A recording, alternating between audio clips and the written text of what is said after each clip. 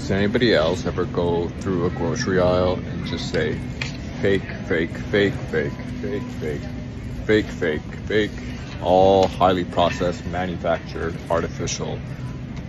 I wouldn't even call it food.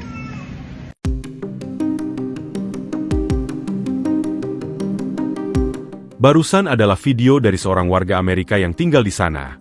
Ia mengomentari tentang banyaknya makanan palsu di Amerika, atau bisa dibilang makanan rendah gizi, tinggi gula, dan penuh dengan zat tambahan.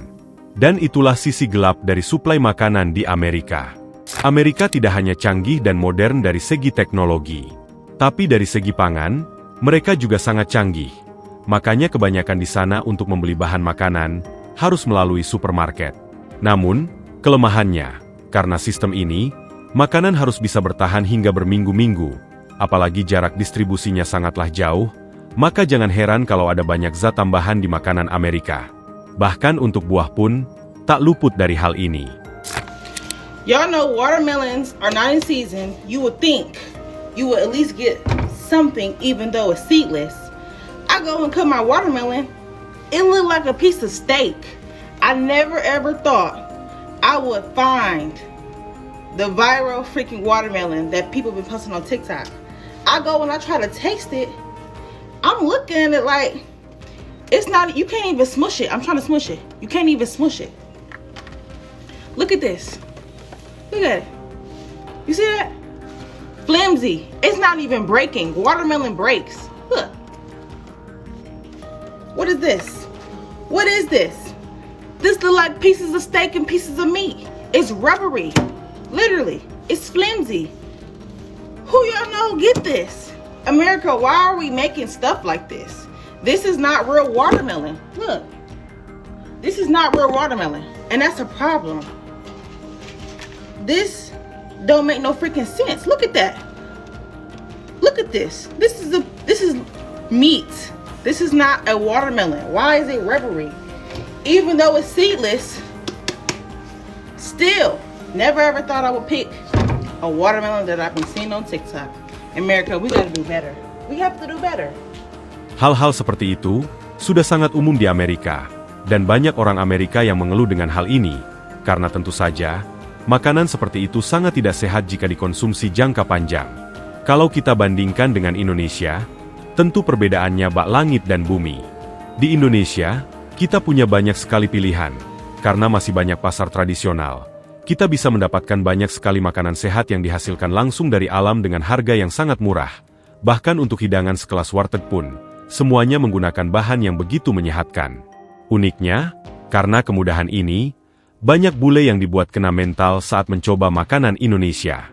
It's 6 p.m. in Bali and we're at one of my favorite local restaurants here. People queue up outside of this restaurant because it is that good. They serve traditional Indonesian food. All the food is so tasty. So the main thing they do is this like buffet style thing. You start off by picking your base. You can pick from different rices. You can also pick noodles. I went for noodles and then I also got some of this shredded chicken. I picked a side dish of vegetable spring rolls and then I got some veggies. I got this vegetable curry and also some sweet corn. There was actually so much to choose from. I got a little bit overwhelmed the first time that I came here. They also have an a la carte menu, so you can just pick classic Indonesian dishes if you want to do that instead. But my whole plate of food came to 40k. Just tastes so good. It's so fresh. This restaurant we're at is in Uluwatu, but they do have a few different locations dotted around Bali. We also got ourselves a fresh coconut. Every time I drink a fresh coconut, I always just think it tastes like melon juice, but they are just super refreshing. We have gado gado, and it's one of my new favourites. Tapioca, crackers, kind of like going back to that corn. It's caked in peanut sauce. And it's like a salad, so you've got like not roasted.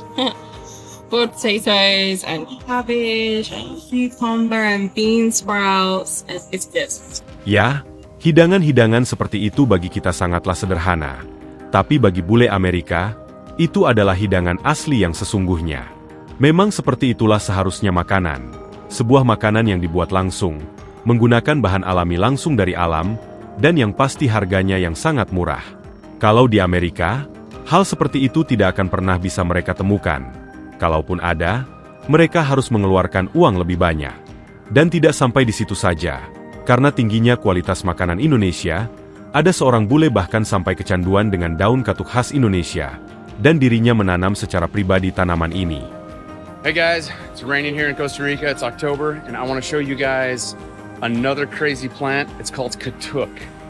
I call this my corridor of katuk, or my salad walkway.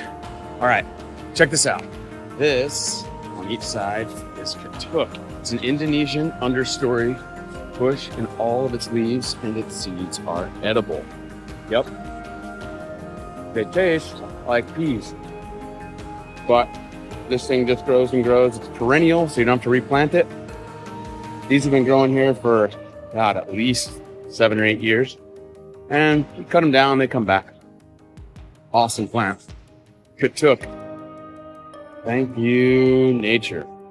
Ya, daun katuk sendiri biasanya digunakan sebagai campuran masakan Indonesia, atau bisa juga langsung dimakan sebagai lalapan.